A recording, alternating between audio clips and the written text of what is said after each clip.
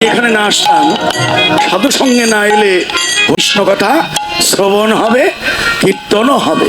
এই যে উলুধ্বনি দেন, হরিধ্বনি দেন, এটাই তো কীর্তন হচ্ছে। এরপরে আছে নিষ্ঠা। আপনার নিষ্ঠা না হলে রুচি আসবে না।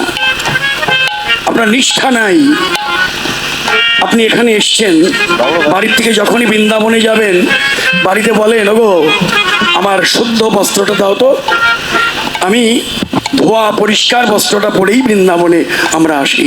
এটাকে বলে নিষ্ঠা। নিষ্ঠা না থাকলে রুচি হবে না, আর রুচি যদি না থাকে যত খাদ্যই সামনে থাকুক আস্বাদন হবে না। কি বলেন? আপনার রুচি নাই, যত সামগ্রী চর্বচৈশ্বরের চোপেও যত কিছুই সামনে ধরা হোক ওটা আপনার স্বাদ লাগবে না। আর যখন রুচি থাকবে যা কিছু দেওয়া হোক পরম অমৃত মনে করে আপনি গ্রহণ করে নেবেন। এই জন্য রুচি চাই। এই জন্য শাস্ত্রেও বলে নামে রুচি, জীবে দয়া, বৈষ্ণব সেবন, ইহা হতে ধর্ম নাই, শোনো সনাতন। মহাপ্রভুর কথা, নামে রুচি হোক। রুচি না থাকলে এখানে এসেও আপনার আশা হবে না। এই যে রুচি নিয়ে আছেন, আপনার অন্তর ভরা লালসা, রুচি আছে, এই জন্য আমি যাই বলবো না কেন আপনি রুচিবান, আপনার অন্তর ভরা লালসা প্রাণ ভরে আপনি গ্রহণ করে আনন্দে আত্মারা হয়ে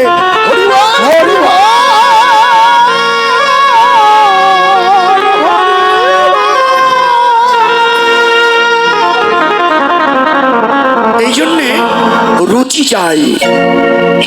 রুচির থেকে আসক্তি বাড়বে। হ্যাঁ, তার প্রথম ধাপ হলো সাধু সঙ্গ। তাই সাধুর সঙ্গ করলে ভক্তির উদয় হবে। সে ভক্তিটা মিশিয়ে দাও আর অনুরাগের তাপ দাও। অনুরাগের তাপ, এই যে আপনাদের যে অনুরাগের কড়াই সকাল থেকে তাপ দিচ্ছেন, এই তাপ হতে হতেই একবার এই উন্নত উজ্জ্বল রস আকার ধারণ করবে। তখন যে পাত্রে রাখবেন ওই পাত্রের রূপ ধরবে। হ্যাঁ, এই জন্যেই অনুরাগের তাপে নিত্য নতুন নতুন রূপে ভক্তের কাছে এই হরিকথা নতুন রূপে ধরা দেয়। তাহলে ভক্তি মিশিয়ে দাও, অনুরাগের তাপ দাও, আমার গৌরের কৃপা লাভ হবে। আর বললেন তাকে দেখো, দেখলেই আনন্দ, জগজন নয়ন আনন্দ, যে দেখেছে সেই ভুলেছে। কি, তাকে দেখতে হবে, না দেখলে ভালোবাসবো কেমন করে? দেখবো কি দিয়ে? এটা তো এর কলুষ নয়ন, এ নয়নে তো তাকে দেখা যাবে না। তাই কলুষ নয়ন করো উন্মিলন, সম্মুখে প্রলয় এলো, ঊর্ধ্ব বাহু তুলি, শ্রী গৌরাঙ্গেশ্বরী জয় জয় রাধে রাধে রাধে।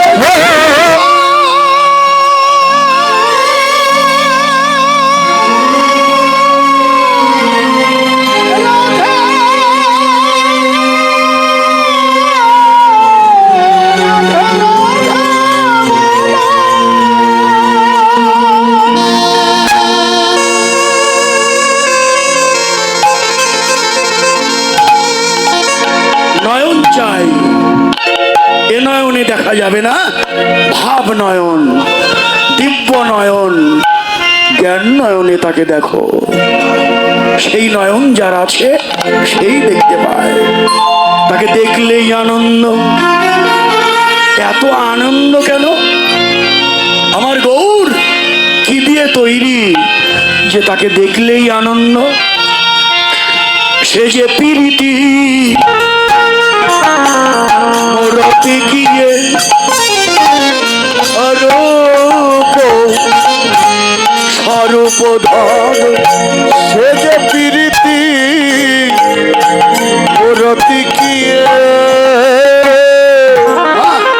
রূপ স্বরূপ ধর, সে যে প্রীতি মরতে গিয়ে রূপ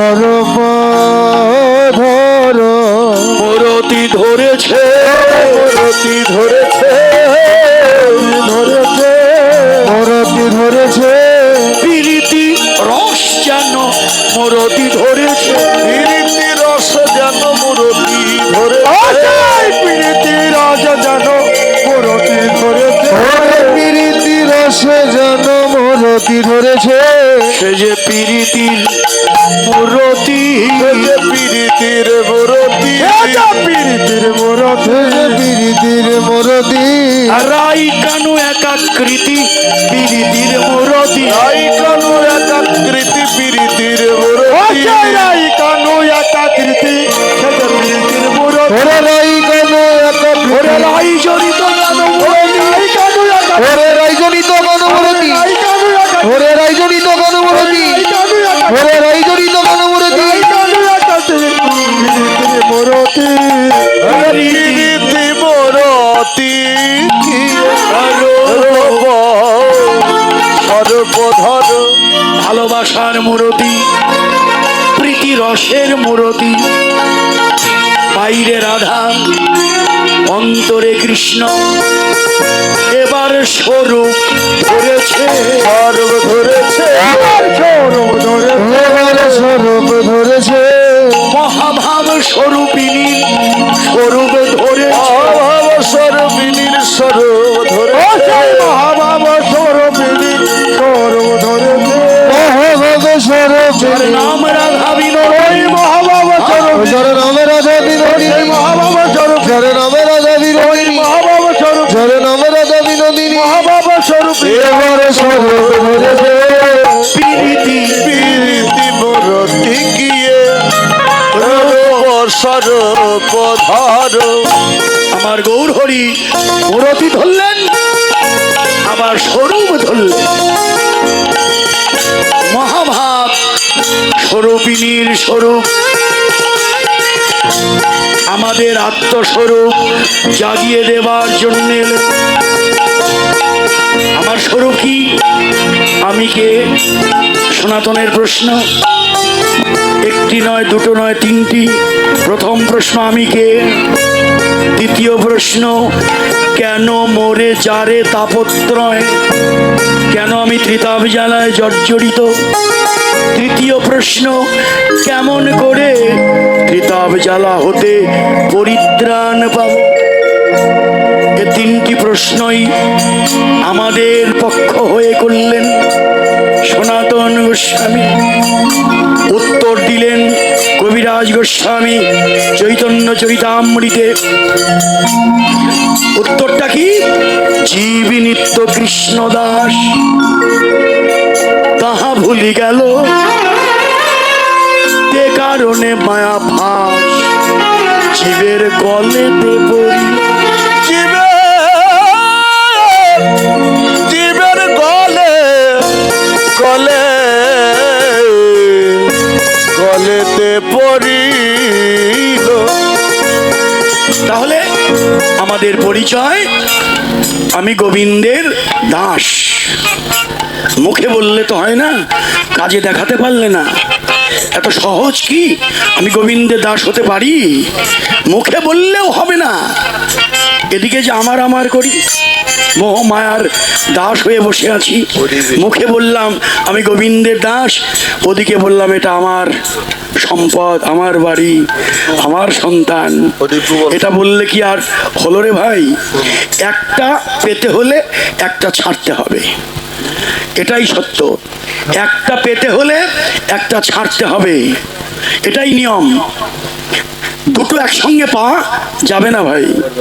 হ্যাঁ, ওই যে বলে না ধর্মনীতি রাজনীতি, আপনি ধর্মও করবেন তার সঙ্গে রাজনীতি মিলিয়ে ফেলবেন, পরিণাম ভালো হবে না। ধর্ম ধর্মের জায়গায়, রাজনীতি রাজনীতির জায়গায়, ওটা দুটো একসঙ্গে হবে না। একটা পেতে হলে একটা ছাড়তে হবে। দেখেন না বাজার হয়, বাজারে এক একটা ডিপার্টমেন্ট এক এক দিয়ে ভাগ করা। মাছের বাজারের মধ্যে চালের বাজার ঢুকিয়ে দিলে হবে হবে না, সব গন্ডগোল পাকিয়ে যাবে। ওই রকম প্রতিটি সেকশন আলাদা আলাদা। ধর্ম ধর্মের জায়গায়, রাজনীতি রাজনীতির জায়গায়। ধর্ম রাজনীতি একসঙ্গে হবে না, সেটার বিনাশ হবে। এটার বহু প্রমাণ হচ্ছে, হয়েছে বা হবে। অতএব আমার একটা ছাড়তে হবে, হয় আমি গোবিন্দের দাস হয়ে যাব, নতুবা মোহমায়ার দাসত্ব করব। কোনটা করব? আমি মুখে বললে তো আর আমি দাস হয়ে গেলাম না। দাস যদি হতে হয়, ওই যে ডক্টর মহানামব্রতজি লিখলেন গ্রন্থ, আর ভূমিকায় লিখলেন দাসানুদাস মহানামব্রত। এই যে এত বিশ্ববরেণ্য দার্শনিক হয়ে তার পরিচয় তিনি ডক্টর লিখেননি। ভক্তেরা লিখতে পারেন অনেক কিছুই, নিজে কখনো কোনো গ্রন্থে তার ডেফিনেশনে বলেনি যে আমি ডক্টর ট্রিপল MA অমুক তমুক, কিন্তু তিনি লিখেছেন দাসানুদাস। এর সবচেয়ে বড় পরিচয় নরোত্তম ঠাকুর মহাশয়, যার কথা আপনারা প্রাণ ভরে শুনেন, বলেন, সেখানে যান। নরোত্তম ঠাকুরের কাছে না গেলে তো বোঝা যাবে না। খেতড়ি ধাম রাজশাহী জেলায় অনেকেই গিয়েছেন সেখানে। সেই নরোত্তম কিন্তু রাজার ছেলে, আপনারা জানেন তার বড় ইতিহাস। রাজা কৃষ্ণানন্দ রাজার ছেলে নরোত্তম। সেই নরোত্তম রাজার ছেলে হয়েও কি করলেন? অনেক কথা বলার সুযোগ নেই, শুধু এইটুকু বলবো, যখন তিনি মহাপ্রভুর প্রেম লাভ করলেন পদ্মায় স্নান করে, যে পদ্মায় মহাপ্রভু নিজে নরোত্তমের জন্য প্রেম ভক্তি গচ্ছিত রেখেছিলেন, ওই পদ্মায় স্নান করে উঠেই তিনি গৌরবর্ণ হয়ে প্রেমতলিতে গড়াগড়ি দিয়ে বললেন, আজ থেকে আমার পরিচয়, আমি কোনো রাজার ছেলে নই, আমি রাজার ছেলের পরিচয়ে পরিচিত হতে চাই না। আমার পরিচয় তার কীর্তনের মধ্যে লেখা। ওই যে আমরা করি তো, আপনারা সবাই করেন, যার কীর্তন না হলে মহাপ্রভুর ভোগ নিবেদন হয় না, যার কীর্তন না হলে নাম যজ্ঞ সমাপন হয় না। সেই নরোত্তম কি লিখলেন? ভজপতি উদ্ধারণ শ্রী গৌর ভজপতি উদ্ধারণ শ্রী গৌর হরি, ভজপতি উদ্ধারণ শ্রী গৌর হরি, শ্রী গৌর হরি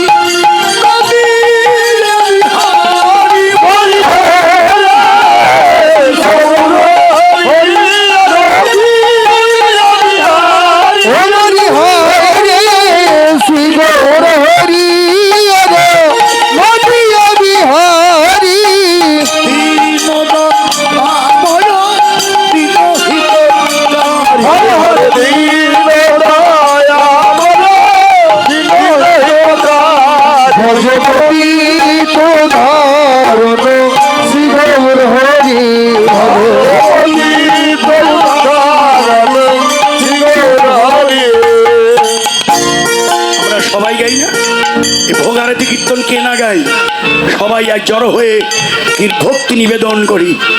এটা নরোত্তমের রচিত পদ। নরোত্তম ঠাকুর এই কীর্তন করেছেন, শেষ মুহূর্তে তার পরিচয় দিয়েছেন। সেই পরিচয়ের কথা বলতে গিয়েই আমি এটা টেনে এনেছি। তিনি শেষ মুহূর্তে কি পরিচয় দিলেন? শ্রীকৃষ্ণ চৈতন্য প্রভু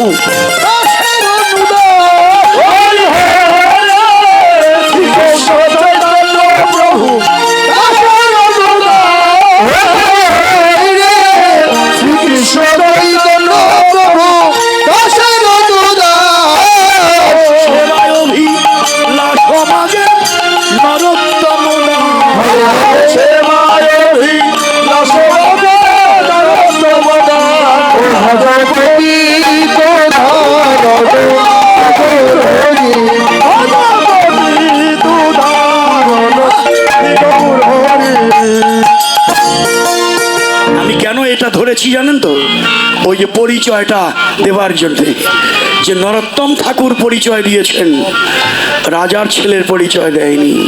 তিনি বললেন শ্রীকৃষ্ণ চৈতন্য প্রভু দাসের অনুদাস। আমি চৈতন্য মহাপ্রভুর দাস হবার যোগ্য নই। যারা আমার চৈতন্য মহাপ্রভুর দাস হয়েছেন, আমি তাদের চরণের দাস যেন হতে পারি।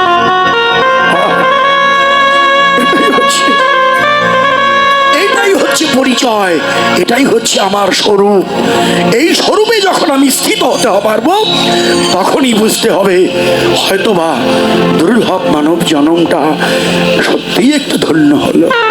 তাছাড়া মুখে বললাম গোবিন্দের দাস, আর ওদিকে মায়ের মোহ মায়ের দাসত্ব নিয়েই রইলাম, এটা হবে না ভাই।